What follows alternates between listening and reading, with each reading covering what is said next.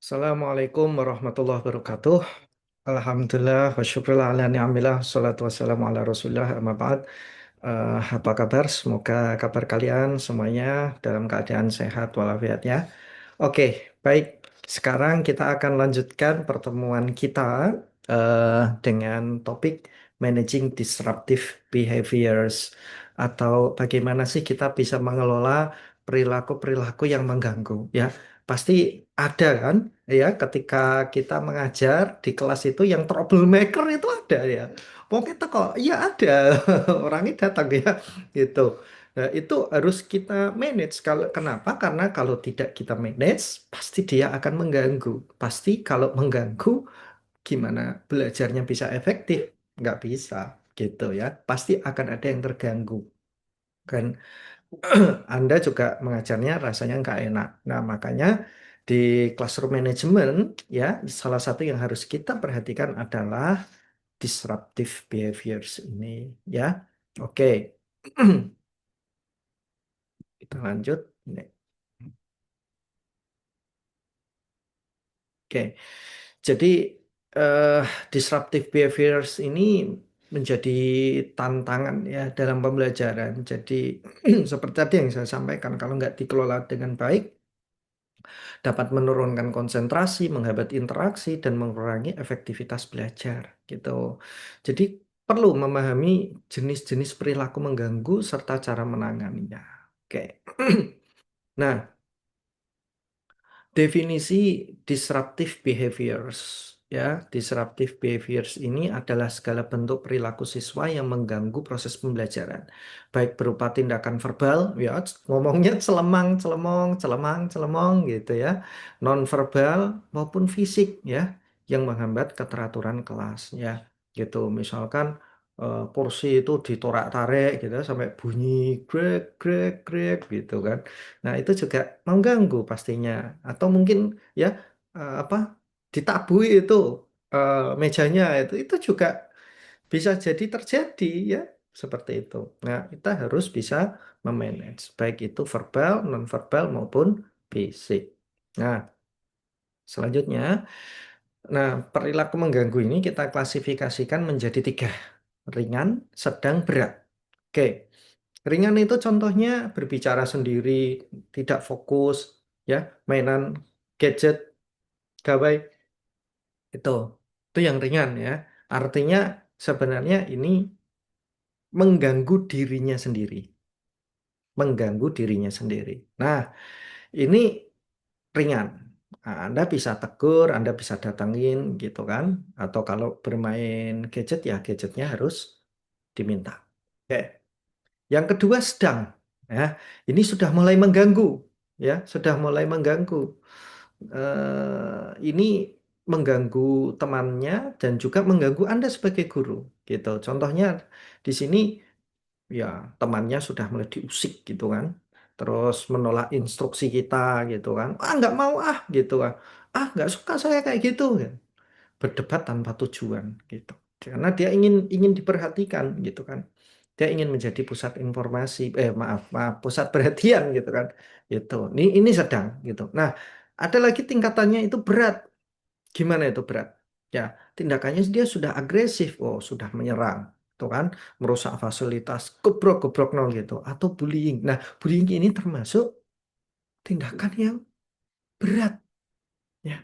Ini termasuk tindakan berat gitu. Artinya ini sama, setara dengan merusak fasilitas. Ya, kalau bullying itu merusak temannya, merusak psikologis dari temannya. Ini berat, gitu ya. Oke. Nah, strategi penanganannya yang pertama yang harus Anda lakukan adalah pendekatan preventif, menciptakan aturan kelas sejak awal. Jadi di awal terapkan peraturan, sampaikan peraturan itu sebelum diterapkan. Gitu. Artinya kalau rule of the game-nya jelas, maka Anda bisa bertindak gitu.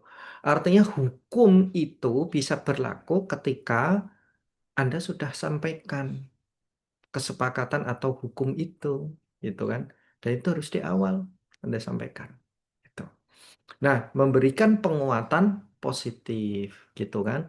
Ketika ada perilaku yang baik, ya, Anda berikan penguatan, Anda berikan feedback gitu. Ada perilaku yang kurang baik, Anda berikan feedback. Ini termasuk preventif, begitu ya. Oke. Kemudian strategi yang kedua adalah pendekatan intervensi. Menegur secara personal, mengubah aktivitas belajar, memberi konsekuensi yang proporsional. Oke, itu menegur secara personal ya. Silakan Anda tegur. Ya, Mas, nggak boleh gitu. Mas, maaf, tolong diletakkan ya. Gitu. Tolong, apa namanya ya, konsentrasi ya. Ayo, gitu ya. Nah, atau mengubah aktivitas belajar. Wah, kiranya kok model diskusi malah jadi rame gitu kan. Anda mengajar anak SD diajak apa namanya perkelompok diskusi. Oh, mereka malah jadi rame banget. Kelas nggak terkendali. Oke, Anda sebagai pengajar harus segera ambil langkah. Jangan sampai kegaduhan itu terus terjadi. Gitu. Ya, artinya kegaduhan yang tidak ada faedahnya. Kalau kegaduhan dalam rangka mengerjakan atau diskusi, ya nggak apa-apa, it's fine. Malah justru kelas yang rame, dalam tanda kutip, itu kelas yang bagus, gitu. Ya, oke. Terus kemudian memberikan konsekuensi yang proporsional. Ya, artinya berikan konsekuensi, hukuman atau apa, gitu ya. Itu tapi yang proporsional gitu ya, yang sesuai dengan apa yang dilakukan oleh pelanggaran yang dilakukan oleh siswa Anda. Nah, yang ketiga, penanganan yang ketiga ini ada pendekatan korektif ya, panggil ya, yang troublemaker tadi panggil. Ya, barangkali di kelas malu, barangkali di kelas sudah dilakukan pendekatan intervensi atau preventif, tapi tidak terlaksana dengan baik, tidak bisa sampai ke tujuannya, belum berhasil gitu kan. Nah, maka konseling individual, panggil keluar kelas ya, pas di luar kelas panggil ke ruangan Anda gitu. Atau mungkin pas lagi istirahat Anda dekatin gitu. Mas, Mbak, janjiannya itu kalau di kelas kok sering kayak gini tuh kenapa sih? Itu tuh kasihan loh teman-teman yang lain loh. Mereka itu pada pengennya konsen belajar tapi kok jadi gak konsen gitu loh. Nah, kan ya iman-iman loh. Padahal kalau konsen, kamu juga konsen. Wah itu nanti bisa paham. Nah gitu. Anda lakukan pendekatan. Ya barangkali dengan Anda menggali seperti itu, nanti muncul. Oh ternyata dia lagi apa nggak diberi uang saku sama orang tuanya, misalkan contohnya ya. Atau mungkin dia tadi lupa sarapan gitu. Atau di pagi hari tadi dia dimarahin sama orang tuanya gitu kan. Gara-gara bangunnya kesiangan gitu kan. Bisa jadi begitu. Nah, Anda sebagai guru juga harus bisa bertindak sebagai orang tua. Bisa juga bertindak sebagai sahabat dan teman untuk siswa Anda gitu ya. Oke, konseling individual. Nah, melibatkan orang tua kalau kiranya ya dibutuhkan. Ya, orang tua bisa Anda libatkan. Ya, Anda sampaikan, Pak, maaf, Bu, maaf. Tadi di sekolah, anak Anda begini, begini, begini. Kok katanya begini? Itu bagaimana ya, Bu, Pak? Tuh. Namun dibantu ya, Bu, Pak. Di rumah begini, begini. Nah, itu libatkan orang tua. Ya, hingga langkah disiplin formal bila diperlukan. Oke, itu ya. Nah, kesimpulan dan refleksinya, mengelola perilaku mengganggu memerlukan ketegasan. Anda sebagai guru yang pegang kendali. Kalau Anda sebagai guru tidak bisa pegang kendali, maka kelas Anda akan menjadi liar. Kelas Anda akan menjadi sebuah bencana, gitu ya. Kemudian empati, berikan empati itu, berikan konseling lebih, ya. Jadilah sahabat. Ya, berilah apresiasi, berilah koreksi, gitu. Dan konsistensi dari guru. Artinya, kalau Anda sudah menerapkan A di awal, maka seterusnya harus A, gitu ya. Oke.